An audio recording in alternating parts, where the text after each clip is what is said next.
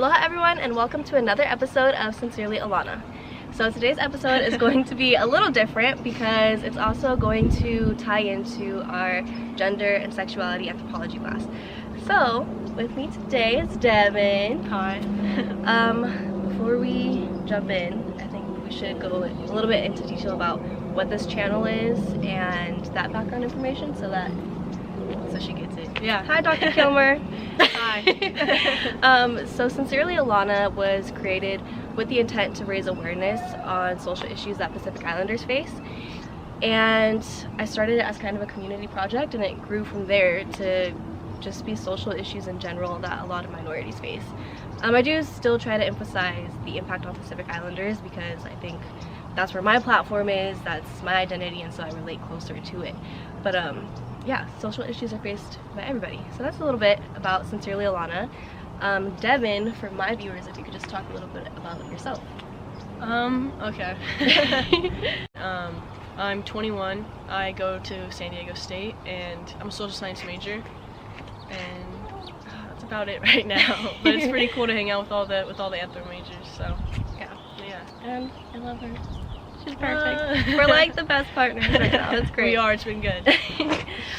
So part of this video, this video is going to be called Gender Performance, and it's also going to touch on gender expression and intersectionality, which are all concepts that we learn in our class. Yeah. So gender performance, it's something that we've been struggling with a little bit. Yeah. We get it, but we don't. It's a little complicated for us to. Yeah.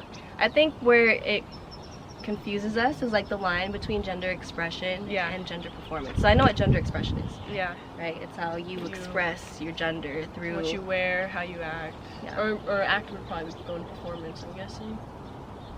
See, we just don't know. I feel like even acting though, like how just your natural express your femininity or masculinity. Or in between, which is, we're going to talk about that later. So gender performance, I feel like, is more of what society expects of gender, right? Yeah. When we were talking earlier, we were just kind of going into how, the way we saw it was like, like, okay, so like I'm gay, and I've never really been into like wearing dresses. It's not very comfortable for me, in particular. So it's kind of like that, what we're saying, unnatural. Like, it's the unnaturalness of what's natural to you. Yeah. Yeah. So that was probably a little confusing. Yeah. That's probably very confusing. Yeah. But basically, to try and explain that, so it's natural to feel how you feel, and like you know who you are and how you want to be, in terms of dressing, how you walk, talk, act. But to society, it's viewed. I feel like it's kind of strict. Yeah, like definitely strict. Definitely restricting too, when you don't feel that way on the inside, you know? Yeah. Gender performance, man. I feel like I talk about it better in examples. One thing that we did in class was looking at how gender performance is incorporated into advertisements and media and modeling, and just how, women are seen in these like weak. That's right. Very like sexual, weak, submissive almost. Yeah. Like they seem like the targets of aggression, right? Yeah. Meanwhile, you have men modeling who are just like masculine and big, firm, like they're grounded, which is something that I found so interesting because I was going through my social media that day, and I noticed that it's so ingrained into us that when we take group pictures, like a bunch of girls, you have like the knee up, you have the knee pop, and that's actually like a submissive pose. Like you could easily be pushed over by that, which is okay if that's how you. Yeah, but totally fine. It was just interesting. But just like a common portrayal. Yeah. So I think with the example of like modeling and advertising, it's easier to be aware of it once you notice that those are characteristics of like being submissive or weak and stuff like that. But gender performance can also be in like the subtle details in how you walk, the way you talk, how you dress. And those expressions can even be fluid, which is something that I think Western culture in general, like Europe, doesn't acknowledge or really like accept. Yeah. We end up thinking in these like dichotomies of feminine and masculine, and there's no in between. But then we see these examples of cross-dressing and drag. Yeah, which are crazy. Yes. So Yeah. like, in terms of like however you're feeling, whether it's like you're like the femininity and you being expressed being like a woman, and being able to express like your masculine and you know the other side of that. You know, it's not so black and white and one-sided. It's being true to who you are and Like a spectrum. yeah, it's a spectrum. Yeah. And there's nothing wrong with being both.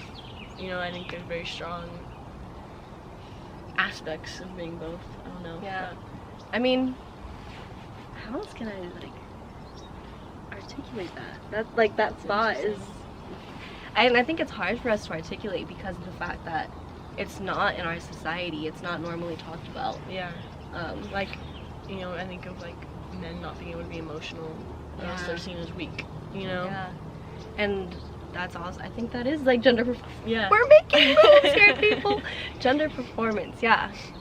And Yeah. how we are able to, like, women are allowed to express emotion, men have to hide it. And I feel like when you look at those traits switch, like if a Yeah. woman doesn't express her emotions, or she doesn't want to, or she doesn't feel comfortable, they're seen as like Cold-hearted. bitchy. Yeah. Maybe I won't say that. I mean, it's even like, I think a perfect example is like Michelle Obama being seen as like, in her dresses she was seen as too masculine because she was too Yeah. muscular, like this or that, and there's nothing wrong with that. You know what I mean? I She's don't know. fit, bro. I want her body. Like, dang. But Yeah. yeah, I don't know if that was a good example, but I think she came to my mind. I know she was judged a lot, you know, sometimes. No, I think that's a great example. But yeah, you know how you express your gender. This is where I get confused again. I'm not gonna speak for you, but like how you express your gender and how that's seen by society. I feel like those expectations are kind of what guides gender performance, and you can either choose to conform to that or you can choose to like do total opposite, which I think goes great with drag. Yeah. No, definitely. So a little bit more about this episode in a few minutes, you know, when we're done with this intro. We chose to watch a drag performance at Lip San Diego, and my mom is really close with a lot of the drag queens there, and so we had the opportunity to interview Cassidy Richards, Yes. who is also Samoan. That's our girl. She's Our amazing. girl. She stopped in the middle of her performance and hugged us. I know. Yes. Like, love her. Felt famous. Yeah. No, really? No, I was really. like, I know when she stopped, I was like a little excited. I was like, my heart was beating. oh my god, Cassidy, I love you. So yeah, she's singing Cardi B. Yes, she was killing it. Killing it. So there's also gonna be clips. I'm gonna put clips right after we finish talking here.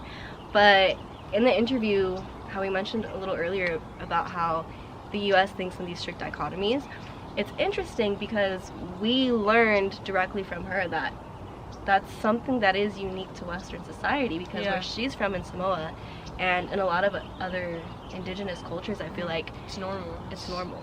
That It wasn't until spectrum, she came here that she like really internalized like some of that. I Yeah. think. Yeah. like, it's seen as weird, or I'm sure she gets like hatred from it, or Yeah. like discrimination because of it, and yeah, that Which is unfortunate. very unfortunate. I think it's completely unacceptable. So one thing we both noticed when we watched the drag show, which was the best time,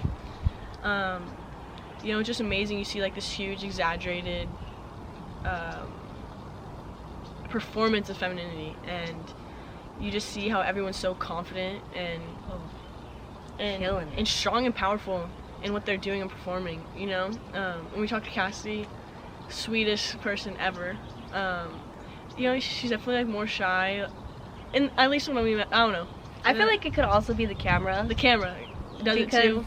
it's I've talked to my people before on videos and how uncomfortable it can be. Yeah, it's uncomfortable. I mean, Yeah. even I'm uncomfortable. Yeah. But then once you see her in her environment and watch her perform, incredible. You know, she's just, all of them are just in their element. You know, like radiating confidence. Yeah. Definitely, and put on a great performance and being true to who they are and sharing it, which is pretty incredible.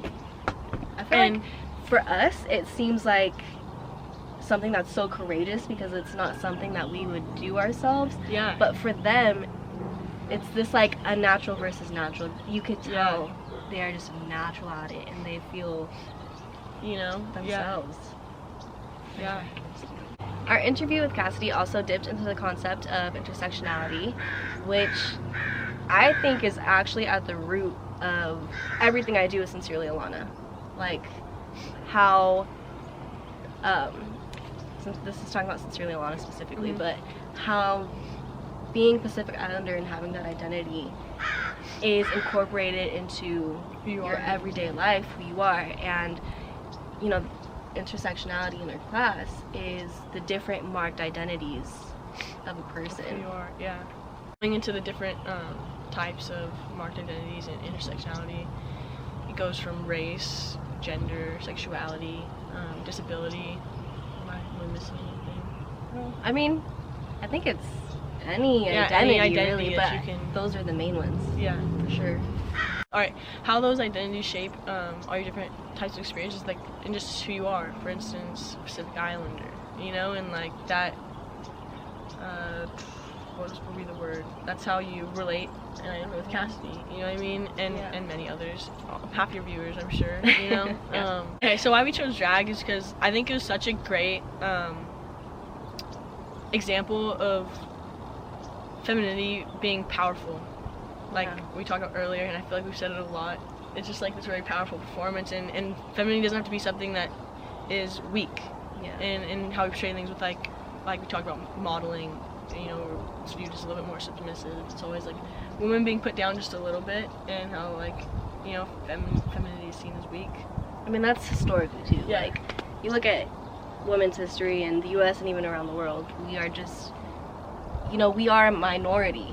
Yeah. The way that a minority is described as being oppressed and discriminated against. So yeah, but it was just like the perfect example of something so powerful that showed confidence and just this, I don't really have the word for it, but just power, confidence, strength, and I think there's a lot of great examples that we don't realize or see as empowering. Like, we were thinking of how performances, and another example was like heels classes. When you see people dancing in like those heel classes, which we've debated on taking one, we haven't found a place just yet. Yeah. But it's seen, like, you see them dancing, and again, it's just like this very like, it's like a wow moment. Yeah, just like when I see those videos, I just feel like, one, inspired, and two, I can do that shit. I couldn't, but we'll give it a shot. Yeah. But yeah, it just exudes strength, and so does drag, and it's just all seen as something very powerful in how we express femininity and how we perform gender. Yeah, and how we perform gender, exactly. The other part that's really amazing about drag performance is you're expecting to see a show, and it's okay to be humorous and open, and oh my gosh, another great characteristic to add to femininity, because we're not usually seen as funny or humorous, and if we are, we're like, oh, that's one of the bros. Like, that's a great example. Like we're always expected to like wait to speak. Exactly. Yes. And not speak out of turn, not say anything that could be offensive, and we talk in very like, we even talk soft voices. We'll like soften things by saying kind of, or sort of. We'll like go up at the end to wait for almost like approval. It's a question, for approval. Yeah. So. Yeah, and at the drag show, it was definitely, opposite. It was total switch, but so amazing. Yeah. We had a really great time doing this entire experience, project, working together. I love working with you. Yeah. She's my new bestie. And yeah, so thank you guys. I hope you guys enjoy watching the rest of this video. Hope you love the clips of the drag show. Yes. You get a little clip and you go to your own and experience it, watch it. I'll post the link to Lips. I'll post the link to the videos we were talking about. Yeah. So yeah, enjoy the rest of this video, the drag performance, and our interview with Cassidy Richards. And special thank you to Cassidy and Lips for having us. Yes. And being open to talking to us for this project.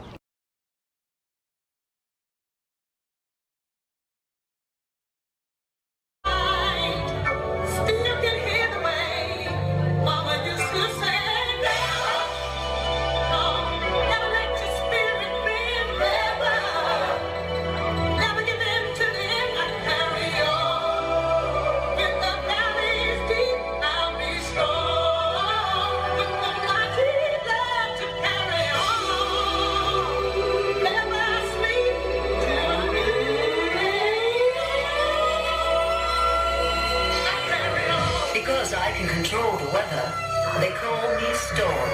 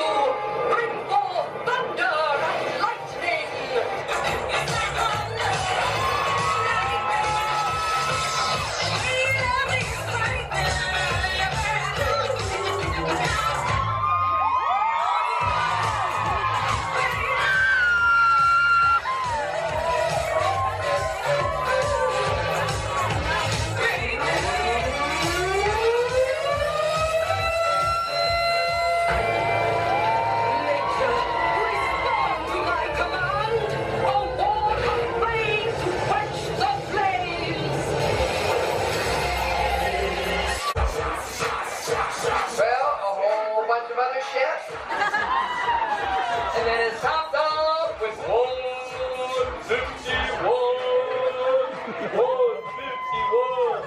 151. What? 151. What? 151.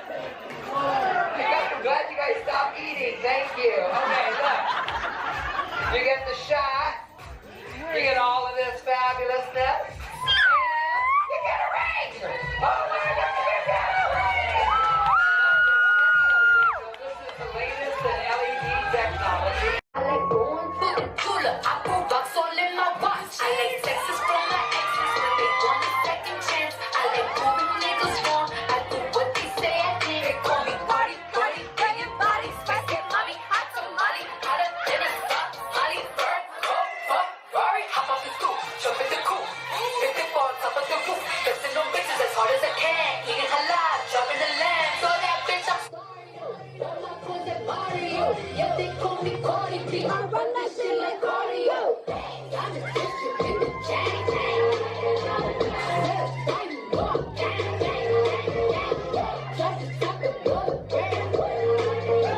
Oh, he's so handsome, what's his name?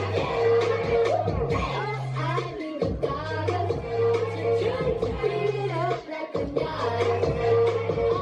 Tell the shot goes dirty. That bitch make a dirty. First one is meow, meow. Oh, you know, that's like almost like a sad cat style. Like a cat that's going to sing.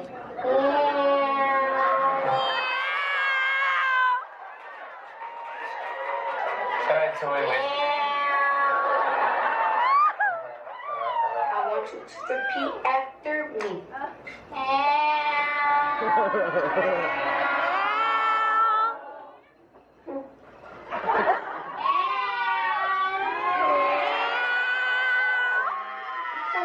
Well, let's step it up a notch then.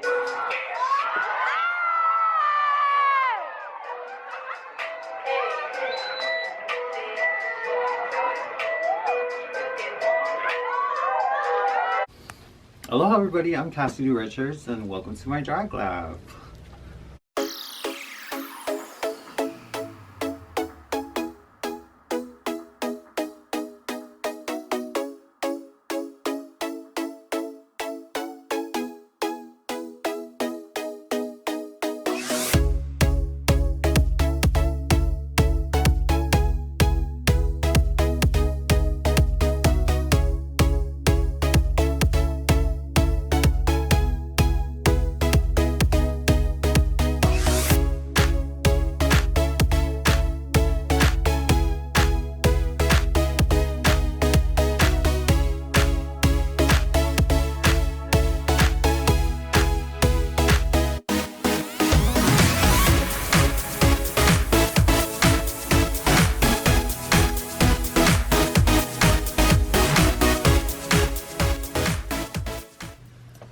Aloha everyone, and welcome to another episode of Sincerely Alana. Today I have my co-host Devan with me. Hi. And Cassidy Richards. Hi, everybody. Cassidy, can you tell us a little bit about who you are and where you work and what you do? Well, I'm Cassidy Richards. I've been doing drag now for about 9.5 years, and 8 of them was spent working as a server at Lips Restaurant Really? on El Cajon Boulevard, which is waitressing, performing, and sharing our craft. Awesome. So we thought that you would be the perfect person to talk to regarding gender expression and gender performance. So what is gender expression? How would you define it? Oh wow, that's a super general question, but for me as a drag queen, I think being able to play both is kind of, I've always seen myself as, both genders, I guess, so it doesn't really affect me, but I didn't realize how much it does to everybody else. Yeah. Okay. So how would you say drag is related to gender performance? I think it really helps those who are not so much confused, but kind of on the border of like, am I a boy or a girl? Like, I think for me growing up, like, I never really saw it as something strange or weird. Yeah. It just, because in Samoa, you grow up, there's a third sex, and I've always been part of that. So it's like, I'm not a boy, I'm not a girl, I'm both, and whatever they need is kind of what I feel, and that's how I was raised. So it wasn't until I moved here that they were like, oh, that's weird. Like, what are you doing? We don't do that, okay? Yeah. And I think that's why I love drag so much, because like I get to still express my feminine side and still be a boy, like at the same time. That's so awesome. The third sex, Yes. I'm very interested in. That's awesome. So like, how was that expressed more so in, where did you say? I'm sorry. In Samoa. In Samoa, yeah. Where I was raised. Well, usually if like a family has either a lot of girls or actually a lot of boys and no girls, the youngest or one of them, like usually the mom can tell if they're like more feminine, and that's the one they raise up as a girl. Like awesome. they learn everything about being a girl and running the household, but they're still, guys. So you are. Yes. Yeah. So it's always been like, they're both. So, and they were actually respected because they're the ones that keep the culture. They're the ones that know the music and dances and keep it alive. And Yeah, that's stuff awesome. like that. Yeah. That actually goes into what I wanted to talk about later. A conversation, it just flows. The term for that is fa'afafine, yes? Yes. So you were born and raised in Samoa. Yes. That's amazing. I still want to go so bad. But another thing that we talk about in our class is intersectionality, and so how our different marked identities kind of shape our life experiences. And so as a fa'afafine, that's really interesting that you said it was never a big deal until you came here. It wasn't, because really like awesome. everywhere, everybody always saw you as, fa'afafine, and it's the title, like, and they treat you as such because they need you. Like, our culture needs our kind, because we're the ones that, when the mothers and fathers go off to, work and kids go to school, we're the ones at home cooking, cleaning, taking care of the babies. Like, we're kind of like the pillars sort of behind the scenes, kind of. Yeah. I actually did an episode that kind of touched on third gender and a lot of Pacific Islander culture. And I feel like the third gender is just such a staple because they're the culture keepers, they're the record keepers. So Right. Definitely. all of that, I love. It's so interesting. I love it too because it's in Native American culture too. Like Yeah. they have like third spirit, and which is something I learned when I moved here too. And I was like, oh my god, so they have that here. It's just, I think, the American culture that kind of tells you like, oh, that's not a thing. Like, Yeah. Exactly. Like colonialism and I think historical trauma, especially with Pacific Islanders or other Right. indigenous communities, it just completely disregards like cultural staples. Like right. there's nothing wrong with it. No. Can you tell us a little more about your drag journey? How did you first get into drag, and at what age did you realize like you were fa'afine or? I think I've always known, like, which was pretty hard growing up because my dad was super strict, and like very violent a lot, so I had to hide it.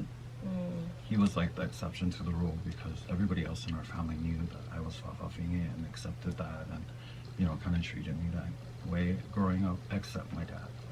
Like whenever I even like this motion, he would piss him off and like he'd beat me up after school or something like that. He found out, like, you know. So it was really hard because like I'm the only son and he expected me to be like, you know, football's all-star and get a girlfriend. And they both actually expected me to have kids when I was in high school. like all my other cousins. And I'm like, no, I'm not doing that. Yeah. Like, and even after high school, I graduated and I had a full scholarship to FIDM, which was fashion school. And my parents were not happy about that. They brought a Navy recruiter to my graduation party and said that if I didn't join, that they would disown me. So that's when I got into the Navy.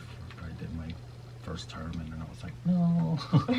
This is not for me. Yeah. Yeah. Well, because I gave them my whole life. Like, you know, even growing up, there were times where, I don't know, I just wanted to wear nail polish on my fingers or like walk around with lipstick, and it wasn't not our household because, again, like, I think a lot of it was religion, like, especially with my dad. He was very devout, and if, you know, the Bible says that, you know, it's not accepted, then he never did. Yeah. He still hasn't, and yeah. But my drag journey did not start until I moved to San Diego. Until I finally like broke out and I was actually on my own. I was like, oh, I can do this. Like, I want to be who I am on the inside and show people that this is me. And You felt a lot more comfortable. Like, yes. Oh my gosh. I definitely discovered myself here in San Diego. Yeah. And it's been amazing. Like, Confident, just yes.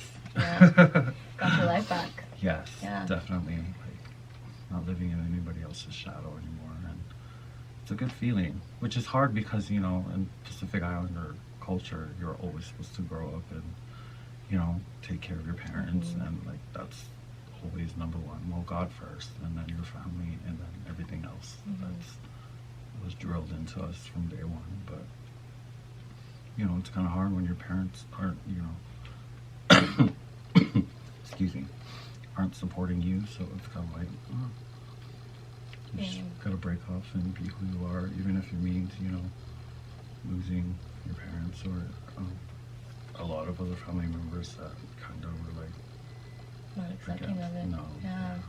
Yeah, totally.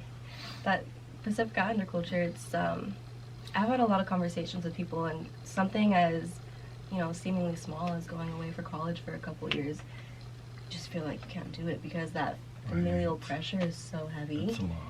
That it's hard. It's hard to break off. So Definitely. I commend you. How would you describe your gender expression outside of drag?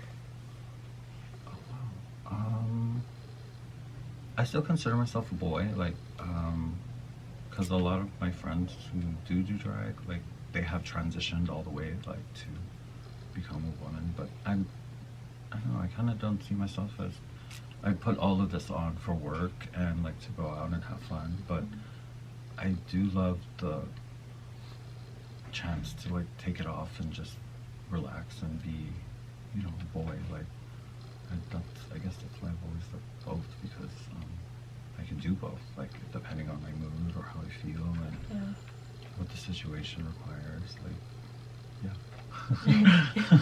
Just be whoever you want. Yeah. Right. Yeah. Yes. That seems very freeing to me. Yes. Yeah. Yes. I think freedom is like definitely super important with gender performance, gender reveal. Like, that's just, you just gotta be who you are. Like, be happy. Be happy. Yeah, I feel like that's so underrated. Right, Everyone just it kind of is. forgets about how important it is just to be Just to happy be and happy. find yourself. Yeah. When it comes to drag, do you design your own clothes and do you make them yourself, or how's that process? At the beginning, when I first started, it was very like Ross Dress for Less and and online shopping. But then you kind of discover that, oh, nothing fits you because, you know, once again, you're in between. So it's like your boy size is not the same as your girl size. So you got to figure out. And I've always loved sewing growing up, like watching my aunt, who used to be my uncle. She taught me how to sew. My grandma taught me how to sew. So ever since I was young, I've always like tried to make my own stuff. Like especially if you buy something that doesn't fit, you get discouraged. I'm like, wow, I can make something so much better. So a lot of my stuff, like I'd say 90%, is everything I've made. Like, so you know, Pacific Islander and your struggle, what has it been like? Are you so close to parts of other family members, or? I actually haven't talked to my dad since I moved here, so it's about 9 years, because my parents got divorced, and that's when I moved to San Diego, and they kind of just went their separate ways, and ever since then, like, I haven't really talked to any of my family. Like, a lot of my family is all my friends, or like your mom sometimes, or everybody that I meet through PIFA, and the Islanders that I do get a chance to hang out with here. That's been my family so far, because I mean, my mom and my sister actually live here. They're literally down the street, but I kind of, I don't know, it's been touch and go so far, because like she's still kind of on the fence about Cassidy. Yeah. She's like my dad, like growing up, she's always wanted grandkids, and she wanted me to have like the perfect wife and like 8 kids. Yeah, the ridiculous amount of kids. And there's the Islander expectations. Yeah, for sure. So it's really, I think it's really special that you have the family that you choose. Yeah, that's what I was just thinking about, you know, Yeah. being able to create your family, you know. I definitely had to do that when I moved here, and it's been awesome, because you need it, especially like because the family that you grew up with, you kind of always expected that, you know, you'll be with them forever, but that didn't work out with my case. So it's kind of like you gotta find that support system to like help you get through your life. Yes. Yeah. Amen. I think that's really important, especially for a lot of my viewers, you know. Family is one thing, and I've had to go through it where we don't get along. It doesn't always work out, and so it's not a bad thing to find support and family outside of family. Right. And you need that. Like, you really do need a support system to navigate through life. What advice would you give to any of those who are curious about wanting to express gender expression or performance, that are like scared or hesitant? I always get asked that question, and I always say to just be yourself. Like, I know at the end of the day, like, it'll seem hard, or it'll seem like the wrong thing because everybody's against you, but at the end of the day, if you're happy with the person looking back at you in the mirror, you've done your job. Like, just be who you are, no matter what anybody says, or because at the end of the day, it's your life. Like, so just be happy. Be happy. Thank you so much for sharing your story with us. Yes. Good luck to you both. Waking up early and doing full drag for us. Oh my gosh, I woke up at like 7 and I was like, oh my god, I have to put makeup on. Like, what? So thank you so much. Be sure to go to the website, sincerelyalana.org. Follow us on all our social media platforms, and please give us an A. Okay. Be sure to spread peace, love, and positivity. Mahalo.